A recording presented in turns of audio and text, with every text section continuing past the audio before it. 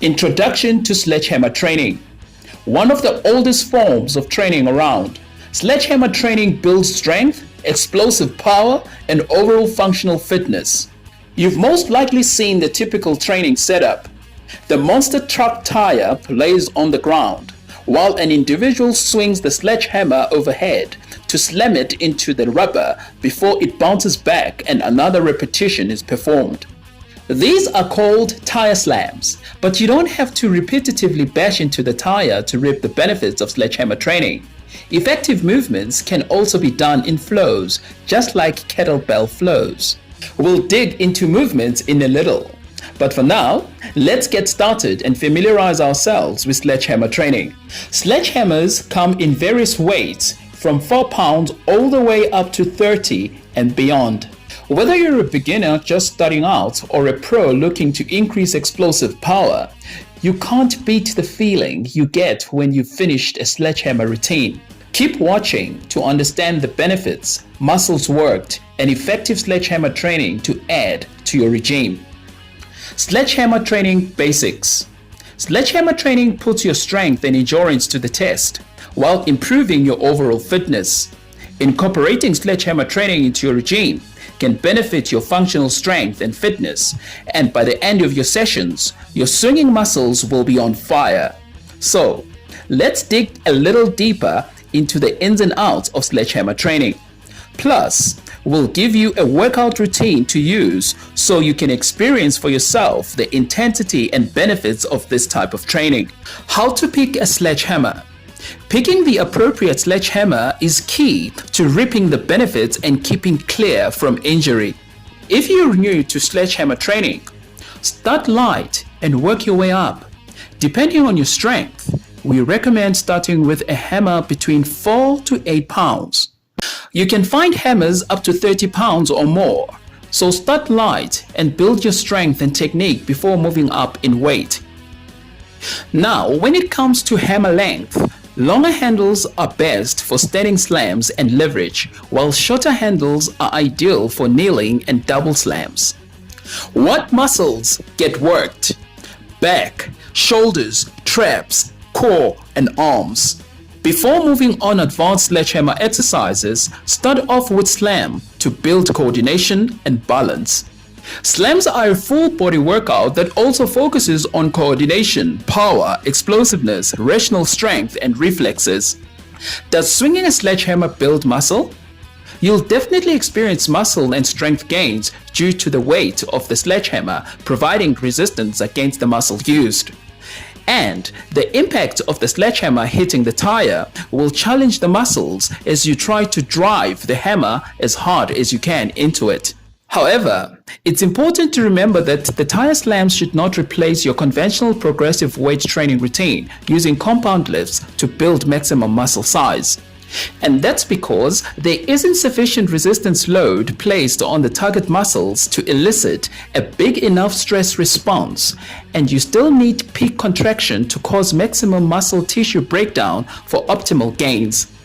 But that's why sledgehammer training serves as a main purpose to improve functional strength, power, and explosiveness as opposed to being a real muscle building movement. Benefits of sledgehammer training: increased strength, improved endurance, improved muscle conditioning, improved power and explosiveness, improved grip and forearm strength. Sledgehammer training offers an array of benefits no matter what type of athlete you may be. Include them in your circuit training for an intense cardio session to elevate your heart rate and improve your aerobic capacity and metabolic conditioning, or use it as a tool to build strength, power, and explosiveness. Incorporating sledgehammer movements into your training will naturally strengthen the forearms, improve wrist mobility, and increase grip strength. If you're looking to add functional fitness, strength, endurance, and explosiveness to your regime, you've come to the right place. Sledgehammer exercises. Tire slams are the most common form of sledgehammer exercises, but there are a few different variations which include overhead slams, right side slams, and left side slams. Then you have sledgehammer workouts where you simply use it as a functional resistance training tool.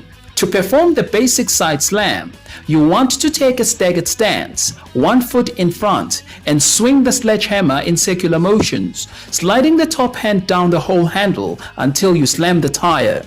You can get even better power through pivoting the front foot as you swing the hammer back before you slam it down. The overhead slam can be performed with the feet shoulder width distance apart, and it'll be, of course, more of an overhead slam motion as opposed to the side slams. How often to train? Training 2 to 3 times per week is a good starting point for most. As you advance in your training, you'll be able to understand your body better and adjust your training schedule.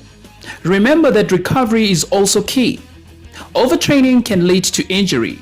Listen to your body, rest when needed, and supplement with post-workout to rebuild muscle tissues and restore muscle glycogen. How to progress? How do we progress when it comes to any form of resistance endurance training?